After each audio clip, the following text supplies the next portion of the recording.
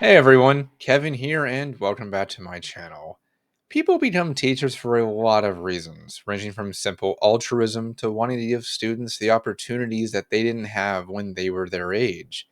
But most only stay teachers due to one singular expression that I likewise said many times: someone has to do it. And whenever friends or family ask me why I was still a teacher after all the things I went through on a daily basis and how it made me a desperately unhappy person, that is the exact thing I would always say. And I liken this to an animated show I used to watch called Camp, where the entire staff didn't care, and even all the kids there didn't either. But one counselor kept trying to make a difference, even in the face of one of the campers basically telling him to get over himself and stop trying.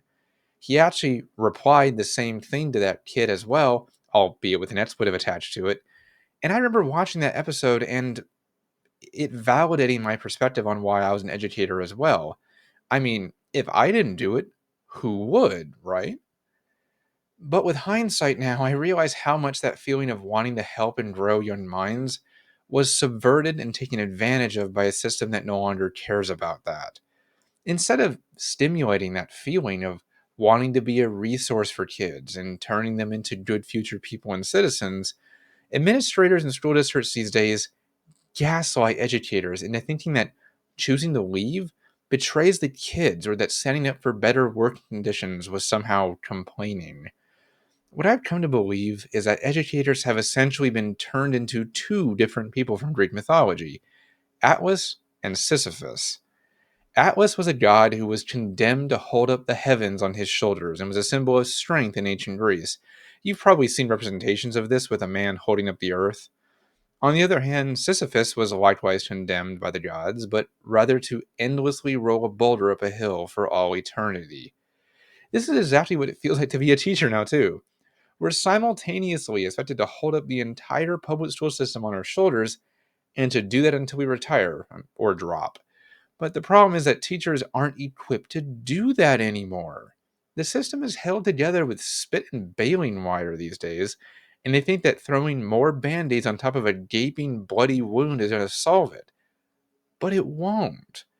Educators are worked to the bone trying to keep the system from falling apart because there's never enough support, respect, or interest in helping us.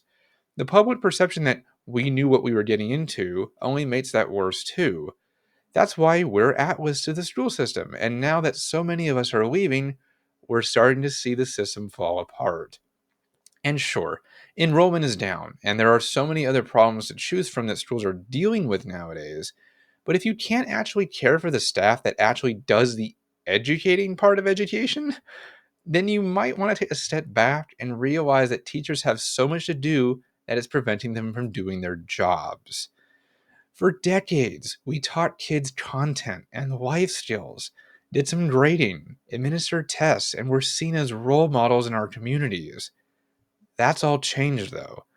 Now, teachers are criminally underpaid, work extremely long hours beyond contract, are constantly on the defensive from attacks by students, parents, and administrators, and are so bogged down in paperwork, meetings, and standards we had no part in creating that we don't have the time to be teachers anymore.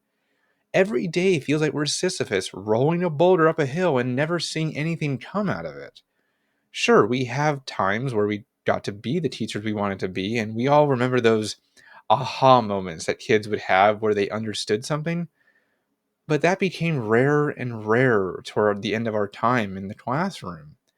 And every time we cried in our cars before work, came home feeling exhausted and defeated, were threatened by the same students we were there to teach, and dealt with administrators constantly degrading us or treating us like we were the problem, we brushed it aside and said those infamous words: someone has to do it. From day one of student teaching, we were educated into an almost savior like mentality where we were expected to always solve the problems of others, forsake ourselves, and never make a fuss about it. And we did that. Heck, we believed that. And for years. But as time went on and our mental health declined, as we endlessly chose to be the school's Sisyphus, we finally rebelled against that mentality, especially after the pandemic. It's not our job to be the school system's savior. It was our job to teach kids. But that's not what teachers really get to do anymore.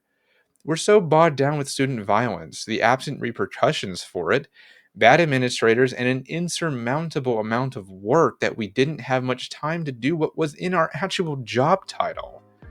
And as that went on, and the weight got heavier and heavier, I would find myself sitting behind my desk asking myself, am I still the one to do it?